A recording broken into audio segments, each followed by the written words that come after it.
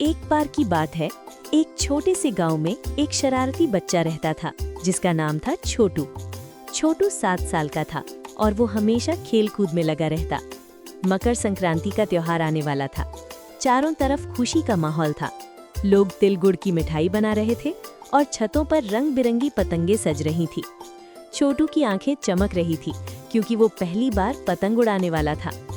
छोटू की दादी ने कहा, बेटा, मकर संक्रांति पर सूरज उत्तरायण होता है और हम पतंग उड़ाकर खुशी मनाते हैं। लेकिन याद रखना, पतंग उड़ाना आसान नहीं है। इसमें हवा का साथ चाहिए और थोड़ी सी चालाकी भी। छोटू ने अपनी लाल रंग की पतंग ली जो चमकदार सूरज जैसी थी। उसने अपने दोस्तों मीठू और गोलू को बुलाया। मीठू एक छोटी सी लड़की थी जो हमेशा हंसती रहती और गोलू मोटा तगड़ा था जो खाने का शौकीन था। तीनों छत पर चढ़ गए। हवा तेज चल रही थी और आकाश में पहले से ही दर्जनों पतंगे उड़ रही थी, नीली, हरी, पीली, सब रंगों की। छोटू ने पतंग को पकड़ा और डोर को कस कर बांधा।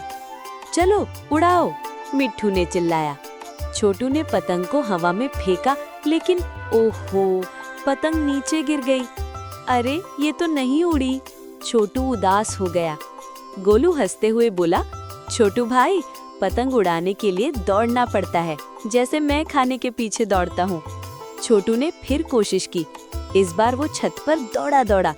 वाह, उड़ गई। पतंग ऊपर ऊपर जा रही थी। लेकिन तभी पड़ोस के बड़े भैया की काली पतंग आई और छोटू की पतंग से टकराई। काटो काटो, सब चिल्ला रहे थे। छोटू ने डोर खींची, लेकिन उसकी पतंग कट गई और नीचे गिरने लगी। ओ नहीं, छोटू रोने लगा। मीठू ने छोटू को गले लगाया और कहा, रो मत छोटू, मकर संक्रांति पर हार नहीं मानते। चलो एक नई पतंग बनाते हैं। तीनों मिलकर एक नई पतंग बनाई, इस बार नीली रंग की, जिस पर चमकदार तारे चिपकाए। गोलू ने तिल गुड़ की मिठाई खाते हुए कहा, ये पतंग तो सुपर हीरो जैसी बनेगी। अब छोटू ने सीख ली थी। वो हवा की दिशा देखकर पतंग उड़ाने लगा। देखो कितनी ऊंची जा रही है। पतंग आकाश में नाच रही थी जैसे कोई परी उड़ रही हो। अचानक एक बादल के पास से एक और पतंग आई। वो थी मीठू की बहन की। चलो रेस लगाते हैं, छोटू ने कहा।